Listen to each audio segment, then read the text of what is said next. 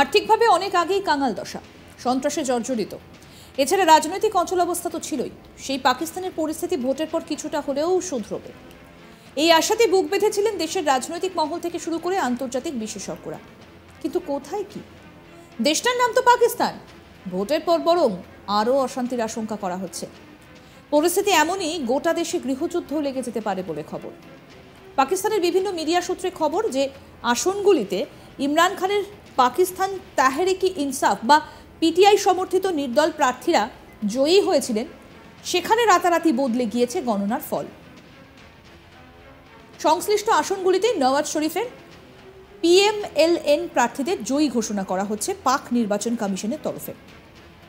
পরাজিত বলা হচ্ছে পিটিআই সমর্থিত প্রার্থীদের।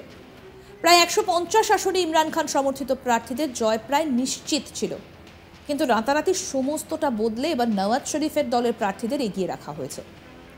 এই মন্তব্যকে হাতিয়ার করে প্রতিবাদ শুরু করেছে ইমরানের দল পিটিআই। তাদের দাবি, নির্বাচনের ফল পাল্টে দেওয়ার চেষ্টা চলছে, আর সেই জন্যই ফল প্রকাশে এত দেরি।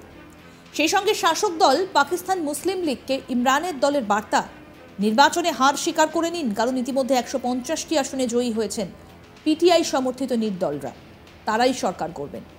তবে গণনার শুরুতে এগিয়ে থাকা প্রার্থীরা বেলা বাড়তেই পিছিয়ে পড়েছেন। জানা গিয়েছে এই ভোটে নির্দল প্রার্থীর কাছে হেরে গিয়েছেন মুম্বাই হামলার মূল চক্রী হাফিজ সঈদের পুত্র। সারা দেশে সেভাবে দাগ কাটতে পারেনি হাফিজের দল পাকিস্তান মার্কাজি মুসলিম লীগ। আর রাতারাতি এভাবে পিটিআই সমর্থিত নির্দল প্রার্থীদের বদলে যাওয়া, অর্থাৎ পাকিস্তানের শেষ পর্যন্ত গৃহযুদ্ধ লেগে যেতে পারে বলে কিন্তু একটা আশঙ্কা করছেন রাজনৈতিক বিশেষজ্ঞরা। আর সেটা হলে যে পরিস্থিতি অনেকটা হাতের বাইরে বেরিয়ে যাবে, সেটার বলার অপেক্ষা রাখে না।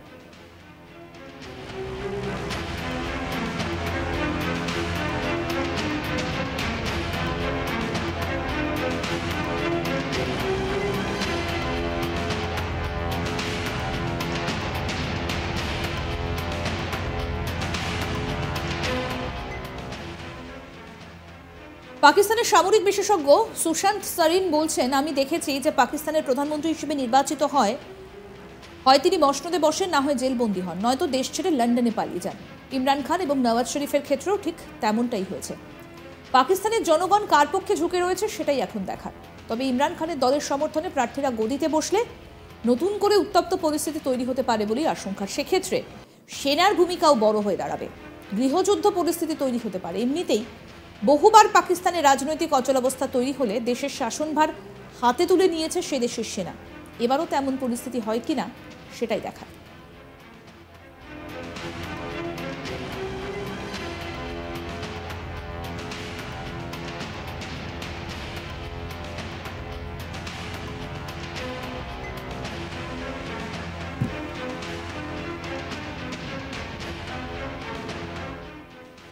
একেবারে আর্থিকভাবে কাঙাল অবস্থা পাকিস্তানের, সন্ত্রাসে জর্জরিত, রাজনৈতিক অচলাবস্থা রয়েছে। পাকিস্তানের পরিস্থিতি ভোটের পর কিছুটা হলেও শুধরবে, এই আশায় বুক বেঁধেছিলেন দেশের রাজনৈতিক মহল থেকে শুরু করে আন্তর্জাতিক বিশেষজ্ঞরা। কিন্তু কোথায় কি? দেশটার নাম তো পাকিস্তান, ভোটের পর বরং আরও অশান্তির আশঙ্কা করা হচ্ছে। পরিস্থিতি এমনই যে গোটা দেশে গৃহযুদ্ধ লেগে যেতে পারে বলে খবর। পাকিস্তানের বিভিন্ন মিডিয়া সূত্র বলছে যে আসনগুলিতে ইমরান খানের পাকিস্তান তাহরিকি ইনসাফ বা পিটিআই সমর্থিত নির্দল প্রার্থীরা জয়ী হয়েছিলেন, সেখানে রাতারাতি বদলে গিয়েছে গণনার ফল। সংশ্লিষ্ট আসনগুলিতে নওয়াজ শরীফের পিএমএলএন প্রার্থীদের জয়ী ঘোষণা করা হচ্ছে পাক নির্বাচন কমিশনের তরফে। পরাজিত বলা হচ্ছে পিটিআই সমর্থিত প্রার্থীদের।